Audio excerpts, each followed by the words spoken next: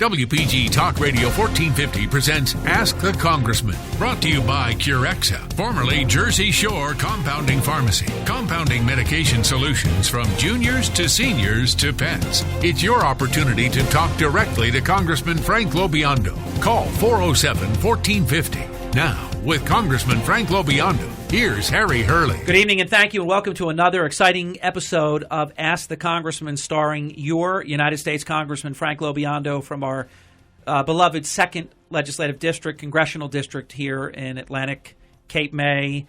How many other counties, Congressman? 8 altogether. You have basically, geographically, is it the largest district in the country, or at least one of them? Oh, no, not in the country. I mean, you've got, Montana's the whole state. It's 40% of the state of New Jersey. But I think it's relative that it's the largest because of how densely populated. Densely populated. Because Montana, we've had him on the show, the one congressman, good man, as you know. Yes, good man. But he has miles and miles and miles of land. Of land, yes. You have miles and miles of densely populated cities and townships and so on. Right. Congressman, great to be with you. There is so much that's happening. Let's get right into it. Clearly, terrorism and national security, and we'll get to the budget vote and all these different things that have taken place since we were together last month, Congressman. But terrorism and national security, clearly in every poll that we see, number one on the minds of Americans. Your thoughts? Well, it is number one for a reason, because the enemy, the terrorists, have demonstrated repeatedly their ability to bring terrorism to us. Bring it to the streets of Paris, bring it to the streets of San Bernardino. And I'd like to remind our listeners that sort of unprecedented, we now have 3 former secretaries of defense that have, let's call it what it is, resigned. So you've got most recently Chuck Hagel, and then you have Bob Gates, and you've got Leon Panetta, who have resigned because the administration, in an unprecedented way, has meddled with the military's ability to get after terrorism.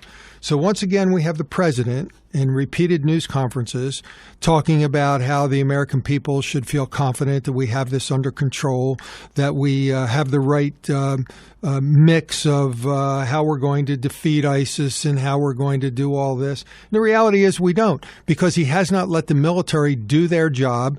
And if he had done what they wanted to do 5 years ago, we wouldn't be in this situation now. Congressman, we're going to get to your callers in just a moment at 609-407-1450. Quick follow-up. Tashfeen Malik, she should have been stopped. This was a K-1 visa that never should have been approved. There was enough evidence. She put an address that did not exist. This was all loosened by the president. Very, very dangerous precedent to do what he did. He shut down Homeland Security from being able to look at the chatter that was happening on social media. What the heck is going on here, sir? Well, these are some of the things that the administration has shielded from the American people and even from Congress, of what Homeland Security has failed to do to protect us in the name of political correctness.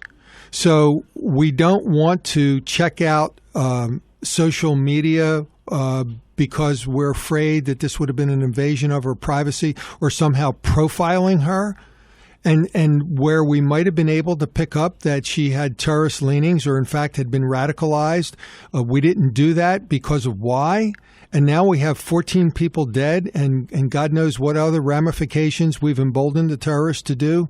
So the Department of Homeland Security, and then we find out the questions that they're asking. I mean, so she comes in and she's in an interview and they ask essentially the question, are you a terrorist? I mean, this borders on absurdity. And there was a Homeland Security expert who did the job who said, had they been able to do their job, had the president not changed and disallowed them to be able to look at the social media chatter, she would not have gotten in here in the first place.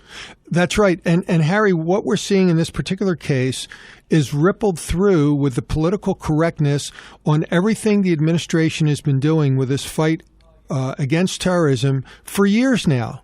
So whether it's the rules of engagement, whether it's how they've been allowing us to conduct the fight against ISIS, against Al-Qaeda, against Boko Haram, against Al-Shabaab, it just goes down a whole long list where we have failed to do what is necessary to get after the enemy and essentially to protect the American people and the American homeland. The program is Ask the Congressman. We're sponsored tonight by Curexa. That's Mark Taylor's wonderful company in Egg Harbor Township, formerly known as Jersey Shore Pharmacy. They do amazing compounding and wonderful different cures that they're putting together in many, many different areas, and that's no accident that their name is Curexa. They're on the World Wide Web, Curexa, Curexa.com. 609-407-1450 phone lines are open. You can also email your question to WPG1450.com directly from our website. You can tweet your questions to Congressman LoBiondo right now live at WPG Talk Radio 1450 using the hashtag WPG Ask the Congressman. And certainly you can do as Connie has done, and we'll get Connie on in just a moment. You can call us at 609-407-1450. Connie, welcome to the program. Your opportunity to ask the congressman. Go right ahead, Connie. Yeah, I'd like to first ask that I get to finish my question before I'm cut off, okay? Not to be rude, but... Well, you are being rude. I don't cut anybody off. Ask your question. I'm not saying you do. Well, you just did. The Omni bill was just passed by the House and Senate. The bill has over $1,645,000 worth of appropriations to refugees, and it's $100 million more this year than last year. It doesn't include any improvement to the process of Homeland Security vetting. It doesn't stop the program until we can determine the cost or the effects on our national security. And as I look on the Internet, Congressman LoBiondo was one of the people that voted for that, and I'd like to know why he voted for that. Okay, stay with us. You haven't been hung up on. Go right ahead, Congressman. Okay, so the omnibus was put in place because the House of Representatives had started to vote on 12 separate appropriation bills. All federal spending is controlled in 12 separate appropriation bills. The House had been through, maybe 6, 7, or 8 bills. When Harry Reid in the Senate said, you can do all of them if you want, the Senate will not allow any of them to move forward. So in order for the government to stay open, and in a divided government, you almost have no choice, the way this had to be done was one of two ways, either a continuing resolution, which was a really, really bad idea, or the 12 appropriation bills are put together in one. This was not the bill that Republicans would have liked to have written, but it was a bill that was put together, and it was a choice, a simple choice. There were no amendments to the bill. It was either a yes vote or a no vote. A no vote would have meant if the bill failed, government would have shut down. And there were – I'm sorry? No, go ahead. There were 150 Republicans who believed that if the government had shut down over Christmas and New Year's, that would have been the biggest Christmas present that the president could have ever received. It probably would have ensured that Hillary Clinton would have been elected president, because when government shuts down, there's no prescription of how the president decides to deal with how that scenario unfolds. So if the president decides that military paychecks don't go out, if the president decides that Social Security checks are affected, all of those things are at the discretion of the president.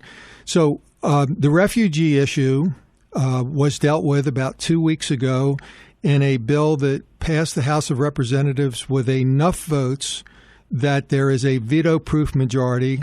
The Senate will be dealing with that probably the first week in January or the second week in January.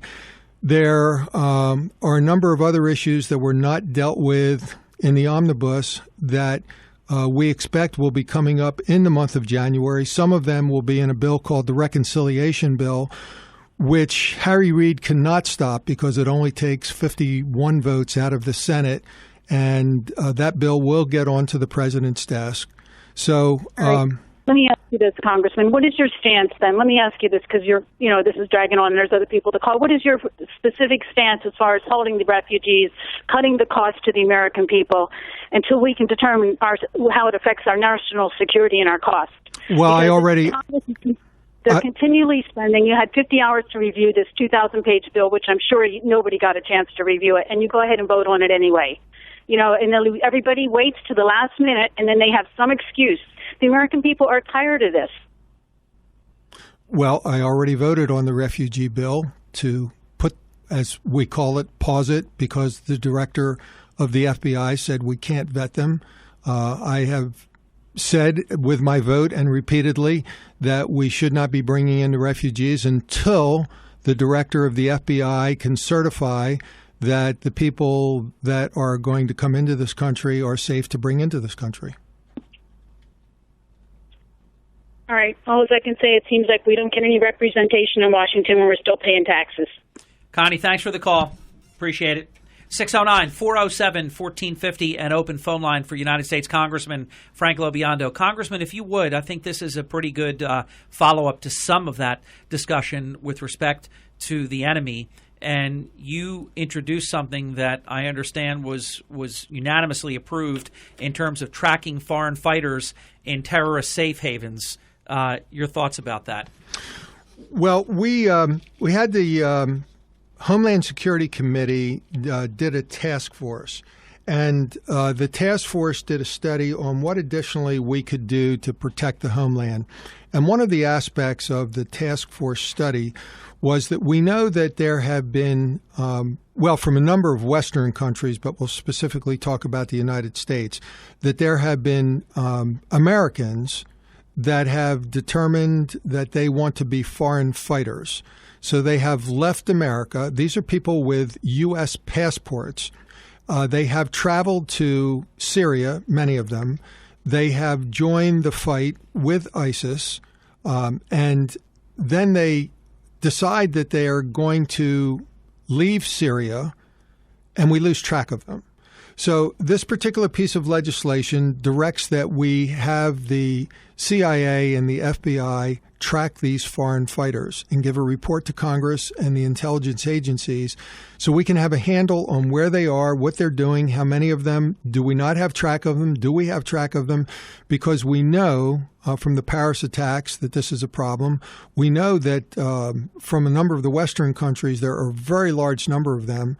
And we know that there is a pretty large number from the U.S., but we don't know much about them. And we believe that it is very important to have these people tracked. So that's what this legislation is, and it passed unanimously out of the House. Congressman, something we've been covering on Early in the Morning is the fact that ISIS has gotten their hands on tens of thousands of blank passports.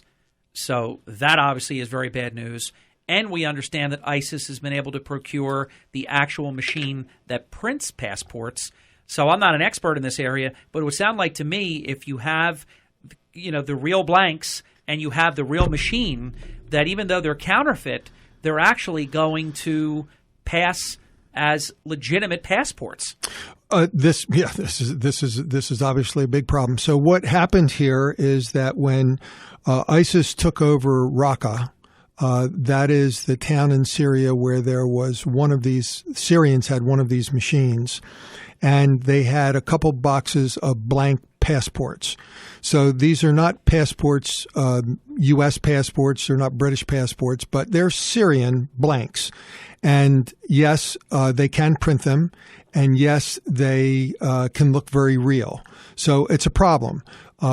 Western countries, the U.S., know to look at Syrian passports very, very carefully. That's sort of the heads up. But that having been said, it's still a huge problem. Now, a passport alone is not good enough for someone to come into the U.S. There must be a visa. So there's sort of a double check. And we have been assured now, you take that for what it's worth. We've been assured by the Department of Homeland Security and Immigration that our folks are onto this and they are watching it very carefully, understanding that we know that ISIS or other terrorist elements will be attempting to come across the border with fake passports and fake documents. And there was recently a piece, I kind of lose track of where I see some of these things. Maybe it was on 60 Minutes, where in some of these countries, you can, for about $10,000, you can get a pretty good-looking set of fake documents, and you're off to the races if you've got that. Very, very troubling times indeed. 19 minutes past the hour. Brief timeout. We're going to be back in just a few minutes. Craig is next for Congressman LoBiondo, and we'll go to your email questions as well. Bill has one from Egg Harbor Township that we'll share. And again, you can jump in until the top of the hour at 609-407-1450. Coming up at the top of the hour, Atlantic City Mayor Don Guardian, our doubleheader, Ask the Mayor, standing by next after Ask the Congressman with United States Congressman Frank LoBiondo. WPG Talk Radio 1450 presents Ask the Congressman. Brought to you by Curexa, formerly Jersey Shore Compounding Pharmacy. Compounding medication solutions from juniors to seniors to pets. It's your opportunity to talk directly to Congressman Frank LoBiondo. Call 407-1450. Now, with Congressman Frank LoBiondo, here's Harry Hurley. Welcome back. We have a lot of your phone calls to get to. We're at 25 minutes past the hour. 609-407-1450 phone lines are open. Craig, Dan, Tony, in that order. You'll be speaking to the Congressman. Craig, welcome. It's your opportunity to ask the Congressman. Go right ahead. Thank you for taking my call. Good afternoon, Congressman. Good afternoon. A couple questions with regard to the border. For one thing, it appears that Homeland Security or the people that check on people depend on lists, like is their name on a list. And given the fact that you have this passport problem, fake passport problem, I just wonder whether any of these people can just go, change their name. I mean, it seems to be a name on a list is kind of weak.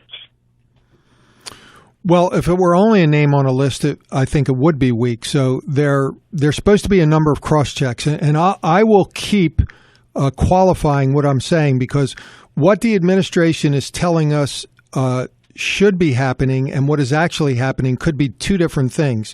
I agree. As we found out from San Bernardino. And the Homeland Security Committee has been holding constant oversight hearings, and I'm on the House Intelligence Committee. We don't have Homeland Security oversight, but Peter King, who is on both committees and sits next to me, tells me how they're getting a lot of doublespeak in the Homeland Security Committee. So what they are supposed to be trained up on now, especially with this Syrian problem, is that not only is there a list that they're to go by, but there are apparently specific markings that if it's a fake passport or even one that's pretty well done from a Syrian stolen machine, there are things to look for.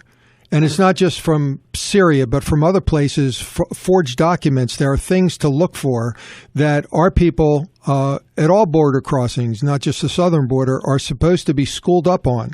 So, are they in fact doing this? I sure hope so, because there's a lot at stake if somebody slips through.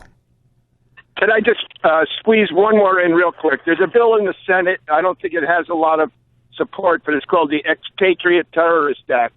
And basically it's built to prevent American citizens who go to Syria from coming back into the country. They essentially forfeit their citizenship. So if you might consider that. Well, I think they should forfeit their citizenship. If I'm not mistaken, I think the Brits did something like that. And if you are an American citizen and you decide to go overseas and fight for and with ISIS, you should not be allowed back into this country. And, we've got all this political correctness about one thing or another, but it's pretty plain and simple. You have basically pledged your allegiance to ISIS. I think you forfeit your privileges with an American passport. Exactly right. Well, thank you, Congressman. Those are two things that I'm very satisfied with your answer. Thanks a lot. Craig, good to talk to you. Have a great night. 28 minutes past the hour. Your United States Congressman is here, Frank LoBiondo. The program is Ask the Congressman and Tell a Friend once a month. The Congressman is here in studio taking your phone calls, your comments and questions on a wide-ranging amount of information and issues. Dan is next up. Dan, it's time to Ask the Congressman. Go. Oh, hi. Hi, Congressman. Hi. I just tuned in. I don't know if you touched upon these topics at all. I have three. Defunding Planned Parenthood, the sanctuary cities, and based on an article in the Wall Street Journal last week called A School Voucher Surrender, the D.C. Opportunity Scholarship Program. The omnibus funds the program for fiscal year 2016, but fails to reauthorize it, which means it's going to have to be thought over again. My question is, why was this left out in limbo? And according to the paper, now that Mr. Boehner is gone, there appears to be no comparable champion in the House GOP conference willing to fight for poor minority children. So those three topics, please, Congressman, I'd like to hear from you.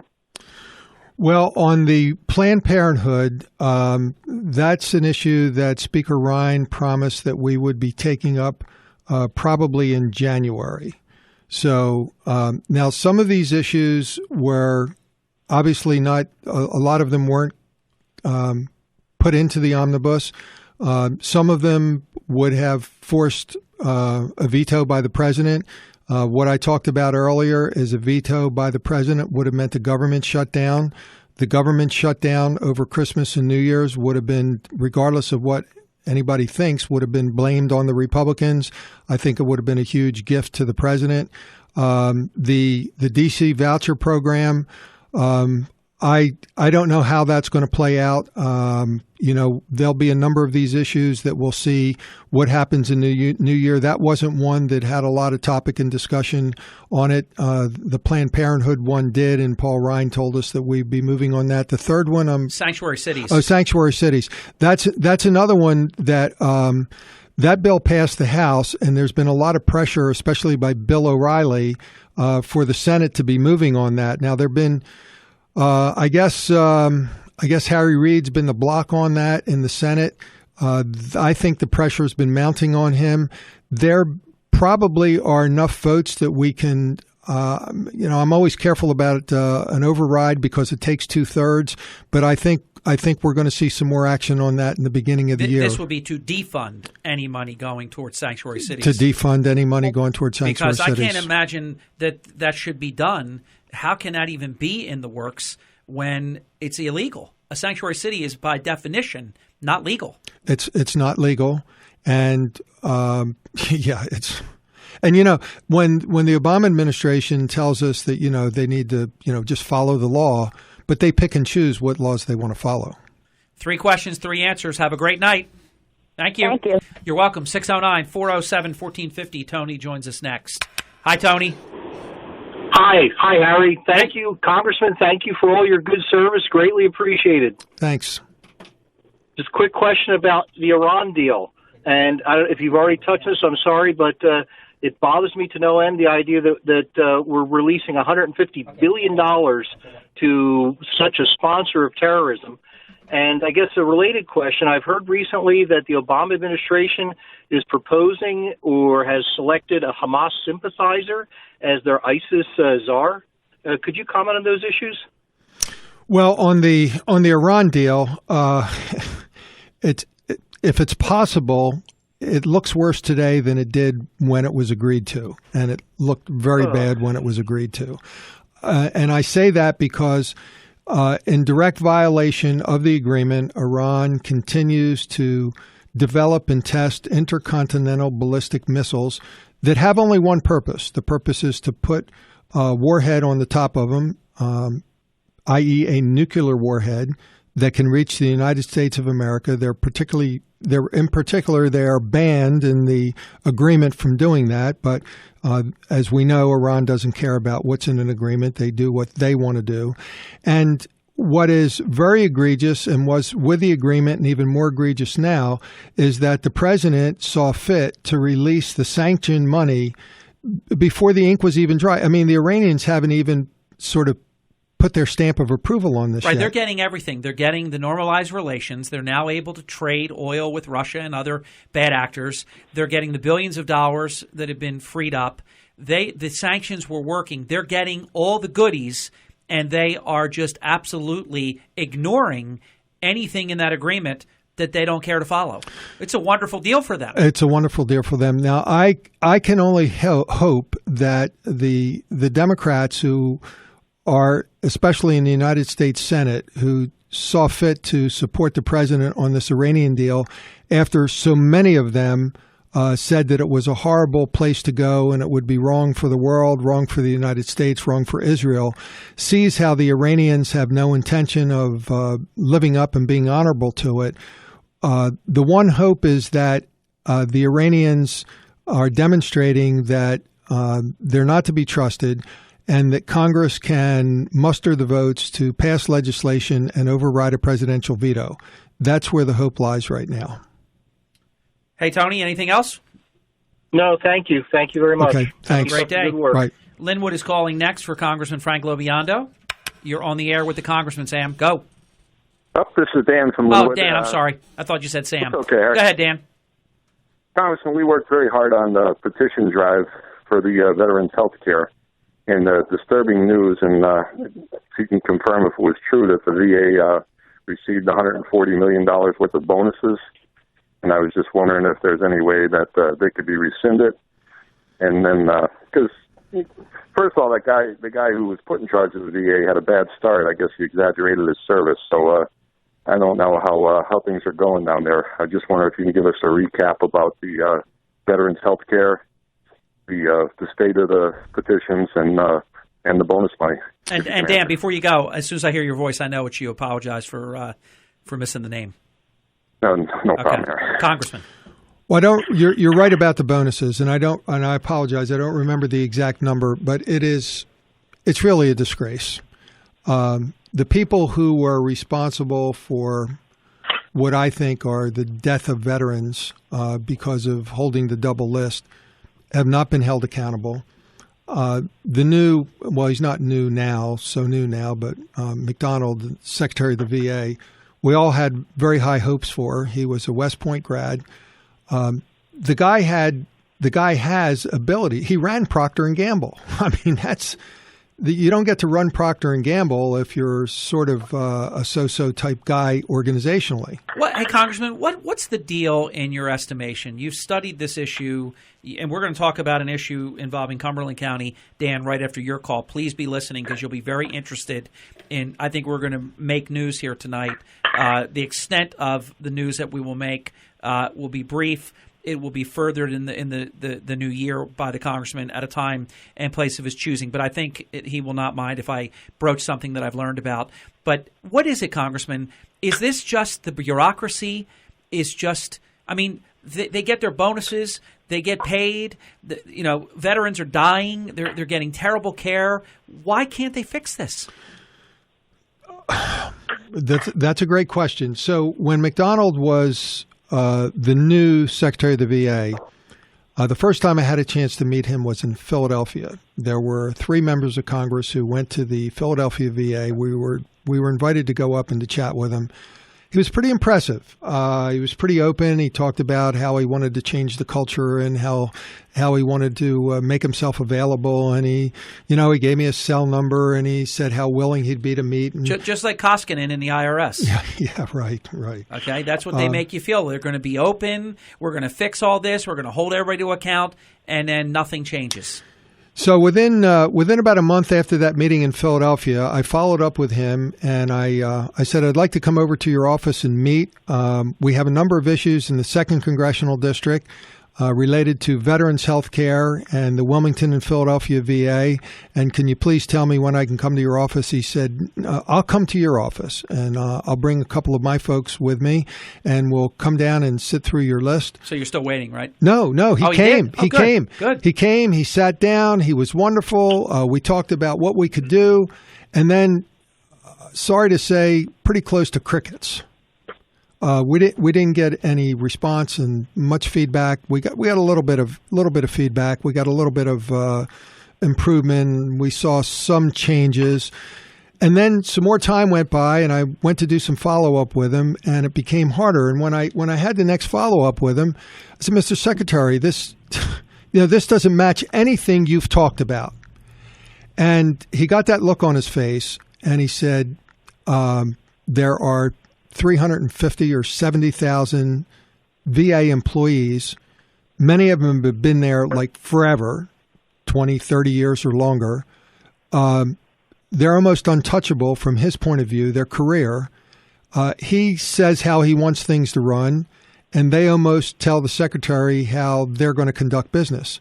So it's a culture that's there that doesn't try to say when a vet calls, the first answer should be, yes, we'll figure out how to do this. The first answer is no. And this guy hasn't figured out how to get to it. We've tried to give him authority of firing people. We've tried to give him authority of all kinds of things. And back to the bonuses, the chairman of the VA committee, Jeff Miller from Florida, is somebody that I sit with on Armed Services, and I also sit with on House Intelligence.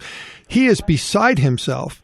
And when they've researched this, they've determined that the bonuses are at the discretion of the Secretary of the VA. And what Congress would have to do would be to, and I don't know whether Jeff, I guess I'm going to find out, is thinking about trying to pass some legislation which the president would veto. The whole thing is really messed up. You've hit the nail on the head. They're rewarding failure. They're not. This is not the way to conduct business. And we are attempting to continue to make improvements in the 2nd Congressional District. So you didn't ask this, but I'll switch gears, where we have a list that we have gotten from our veteran service organizations and from the Veterans Advisory Committee that we've put together from all 8 South Jersey counties of the things that need improvement for veterans health care, community health care services closer to home. And we had a meeting less than a couple of weeks ago, again in Washington, where we're being assured of the progress, and we now have timelines in place for checkoffs. So we're trying to hold their feet to the fire, I guess is what I'm trying to say. Well, it's a good effort, but when you boil it down to that microcosm, when the VA called the lady and says your husband's all set for the meeting or the appointment, and the guy happened to die while he was waiting for it. So if you could boil it down to one case, you could have 1,000 cases or 10,000 cases. I think we have to do a better job, and I would be all for disbanding the VA. Make it, if the state of New Jersey sends people, they're responsible for them. And then you have regional VA rehabilitation hospitals. You got to cut down the size of the bureaucracy, and you have to have people closer to home, and they have to be accountable as well. Dan, thank you so much. Thanks for listening. Thanks for checking in. Thanks for your leadership as well. 41 minutes past the hour. Frank is going to be the next caller. May will follow Frank in just a couple of minutes. I want to follow up on something local that I've learned about. Hope you don't mind broaching just it briefly, and I know that 2016 more will come with this, but what can you say about what's going to happen for Cumberland County veterans? So just to sort of frame this issue, trying to improve local healthcare, community-based healthcare for our veterans is the mission that will never end. And we have, to some degree, had successes with the VA in allowing pilot programs and more community-based health services. And one of the things that we've been pushing for are that which we can provide our veterans from the clinics that we have. So we have had a longstanding clinic at the Coast Guard base in Cape May. We've had, for a couple of years now, a really nice new clinic in Northfield. And a few years ago, I guess maybe more than a few years ago now, we had a new clinic in Vineland. It used to be at the Memorial Home, and it was moved to Sherman Avenue. But it quickly outgrew the space that was there, and we've been leaning on the VA to understand that they needed to change this, to improve it, to expand it, and to be able to increase the square footage to expand the services.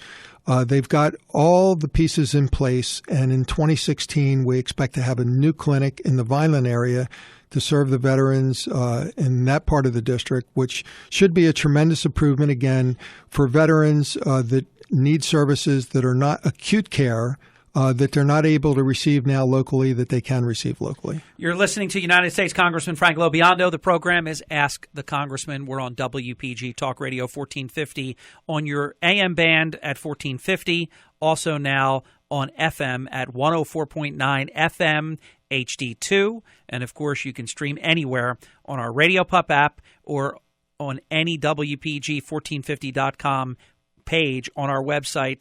In the top right-hand corner is the Listen Live button. Frank, don't go away. May, ditto, don't you go away. Your questions for Congressman LoBiondo just a few minutes away. WPG Talk Radio 1450 presents Ask the Congressman. Brought to you by Curexa, formerly Jersey Shore Compounding Pharmacy. Compounding medication solutions from juniors to seniors to pets. It's your opportunity to talk directly to Congressman Frank LoBiondo. Call 407-1450. Now, with Congressman Frank LoBiondo, here's Harry Hurley. It's 48 minutes past the hour. Mayor Guardian is here. My first question to him was, Mayor, do you have your checkbook tonight? He seems to have a checkbook that he pulled out of his pocket. There might be a big check being written tonight. 8 figures. It's time to go to your calls. Frank is standing by. May, you are on deck. Frank, say hello to Frank. He's the congressman, and it's time to ask the congressman. Go, Frank. Good evening, Harry and Congressman LoBiondo. Hi. Hi. My question is, the most recently approved budget passed by Paul Ryan in the Congress, how did you vote? I voted yes. Okay. This is where my dilemma comes. I just heard Harry describe how detrimental this budget was passed, and the Democrats received almost everything they wanted. How does that help the Republican Party or even the citizens who oppose this type of outlandish spending? I just don't get it. I thought there was supposed to be 3 equal branches of government, and I thought the Republicans were supposed to represent the loyal opposition. I mean, they have won 2 recent landslide elections in 2010 and 2000. I mean, I don't think the people that support the Republicans are for these increases or the capitulations to the president and the Democrats.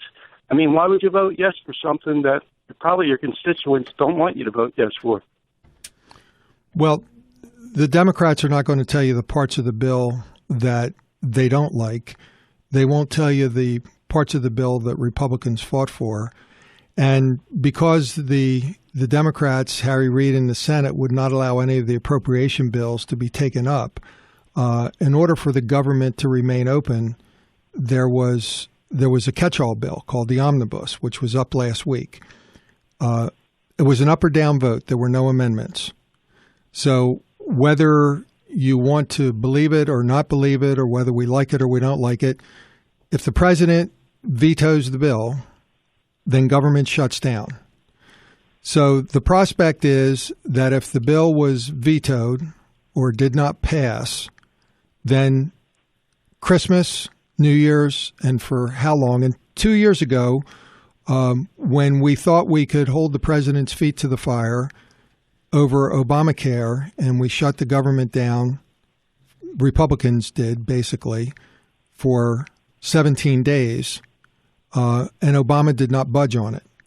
So we had the prospect of the government shutting down over Christmas and New Year's, and there's no prescription of how the president handles that, this president or any president.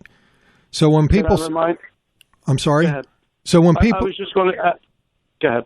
When people say, they don't care if the national parks shut down, well, actually, that's not a big deal if the national parks shut down. But it is a pretty big deal if the military paychecks don't go out. It is a pretty big deal if the president messes around with Social Security disability payments or Social Security checks. And that's exactly what this president would have done. And so go ahead. I understand, and I was going to remind you, and I recall when Ronald Reagan became president, he had a famous quote, and he said any budget that was passed to him by, at the time, I believe it was Tip O'Neill? I believe it was Tip O'Neill. Yes. That he had the term DOA, dead on arrival, I will veto any.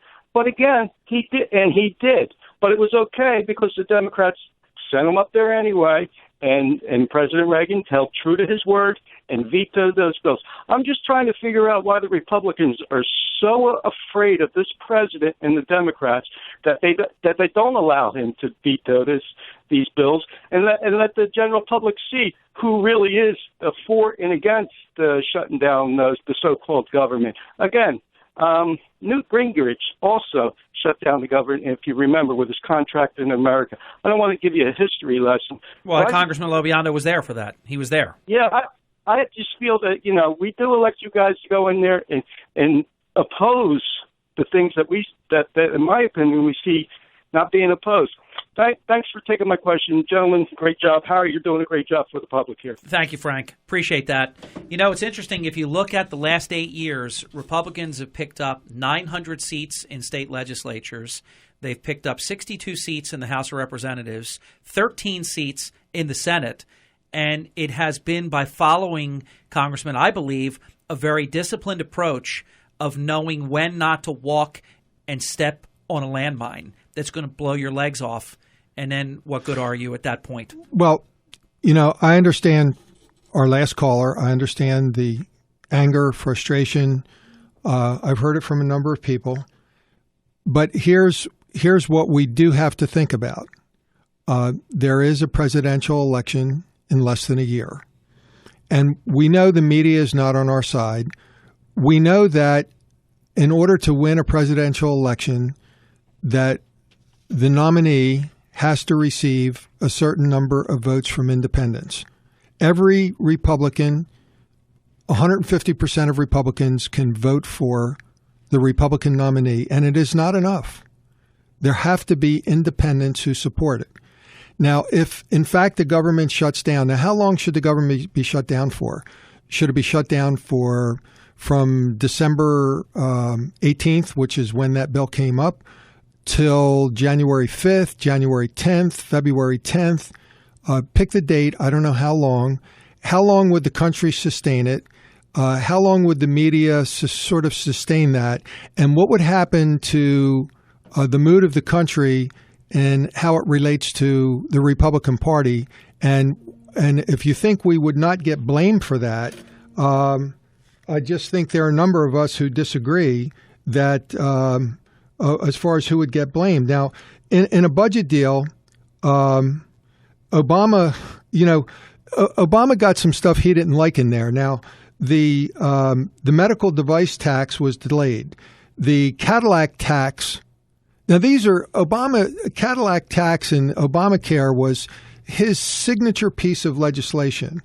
The Independent Payment Advisory Board, which is the most egregious part of Obamacare, was stripped of millions of dollars. The Dems don't talk about that. How President Obama has stripped down military spending and left our readiness at disastrous levels. We were able to break that stranglehold that he had on defense spending. The Democrats aren't talking about that.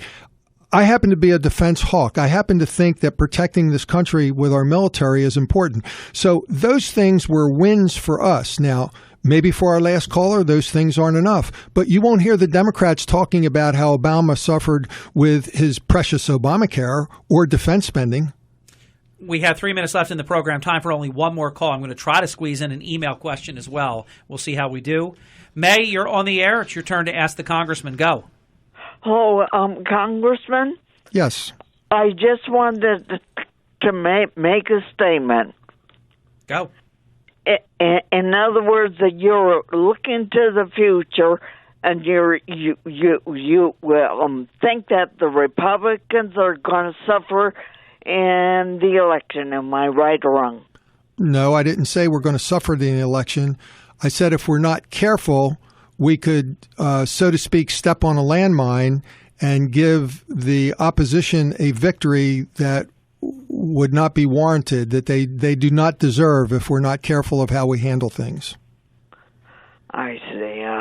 May, I thank you for the call. I want to get in a guest listener email question from Bob, who writes in, Harry, I just tuned in. This was about a half hour ago. We couldn't get to it until now. It's been too busy. I just tuned in, but I'm curious, what does the congressman think the prospects are for the next-gen park? A lot of us over at the Tech Center are wondering what the value proposition is for companies to locate in the park. We did hear a lot of ballyhoo. And we did. And there was huge disappointment when the South Jersey Economic Development District sort of imploded on this. Atlantic County, Denny Levinson, Frank Formica, the Board of Freeholders, did a fabulous job of salvaging this. It got into a huge legal entanglement, which thanks to Dennis Levinson, he saw through the maze and the minefield. A couple of months ago, the lease was formally transferred to Stockton. I've met with Harvey Kesselman. Harvey has worked through this. Now that the legal entanglement is over, actually the research and development park is poised, and I'll be very careful about over-promising here, but it is now poised to be able to break ground on the first building when a few more pieces get into place, and this can provide some great opportunities. I'll leave it at that. Congressman, quick minute, and although I don't hit you often with state and or local questions, the scope of casinos in North Jersey, the specter of it is so devastating. I want to get the Congressman's take on the prospect of North Jersey casinos, what you think it would mean. That'll feather us right into Mayor Guardian, who's coming up right after you. Well, Harry, I don't think devastating even comes close to covering what that would mean. If we think that the economic situation with the casino closures was hurtful and devastating to us to this point, North Jersey casinos actually passing and happening would be catastrophic. The loss of jobs and what it would mean as a blow to Atlantic City and South Jersey would be catastrophic. Your program is always action-packed. Tonight was no exception, sir. Thank you. And I'd like to wish everyone a Merry Christmas, Happy Holidays, and a very happy, healthy, and safe 2016. Congressman, Merry Christmas to you and to Tina. Good to see you. Thank you. See you next time.